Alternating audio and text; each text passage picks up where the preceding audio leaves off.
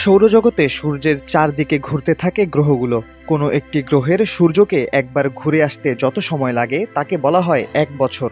কোনো গ্রহ যদি সূর্যের খুব কাছাকাছি থাকে তবে তার সময় কম লাগে, আর দূরে থাকলে সময় লাগে বেশি। সে হিসেবে পৃথিবীর সূর্যকে প্রদক্ষিণ করতে সময় লাগে ৩৬৫ দিন। সৌরজগতে সবচেয়ে দ্রুত ঘোরে বুধ। ৮৮ দিনেই সূর্যকে একবার প্রদক্ষিণ করতে পারে গ্রহটি। সূর্যের চারপাশে ঘোরা ছাড়াও সৌরজগতের সব গ্রহগুলো নিজে নিজেও ঘোরে লাটিমের মতো। নিজে নিজে ঘুরতে পৃথিবীর সময় লাগে ২৪ ঘন্টা, আর বুধের লাগে ৫৯ দিন।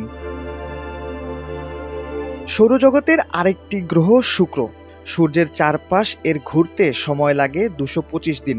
তবে এই গ্রহে একদিন হয় পৃথিবীর ২৪৩ দিনের সমান। এই গ্রহ নিয়ে রয়েছে আরও একটি মজার তথ্য। সূর্য ঘুরে পৃথিবীর উল্টো দিকে, ফলে শুক্রতে যে দিক পশ্চিম, পৃথিবীতে সেদিক হবে পূর্ব দিক। সৌরজগতের ব্যাপক আগ্রহের গ্রহ হলো মঙ্গল গ্রহ। পৃথিবীর মতো এ গ্রহে ৩৬৫ দিনে বছর হয় না। এখানে বছর হতে সময় লাগে ৬৮৭ দিন। এখানে কারো জন্মদিন আসবে ৬২৭ দিন পরপর। সৌরজগতের সবচেয়ে বড় গ্রহ ধরা হয় বৃহস্পতিকে। ১১ বছর সময় নেয় গ্রহটি সূর্যকে একবার প্রদক্ষিণ করতে। তাহলে যদি প্রশ্ন করা হয় বৃহস্পতি সূর্যের কাছে না দূরে, উত্তর কি হবে? এত লম্বা সময় বছর হবার পরও নিজ কক্ষপথে খুব দ্রুত ঘোরে বৃহস্পতি। মাত্র ১০ ঘন্টায় বৃহস্পতিতে হয়ে যায় একদিন। বছরের হিসেবে সূর্যকে ঘুরে আসতে শনি গ্রহের সময় লাগে আরও বেশি। ২৯ বছর সময় লাগে একবার ঘুরে আসতে, অর্থাৎ সে সময় পৃথিবী সূর্যকে ২৯ বার প্রদক্ষিণ করে ফেলেছে।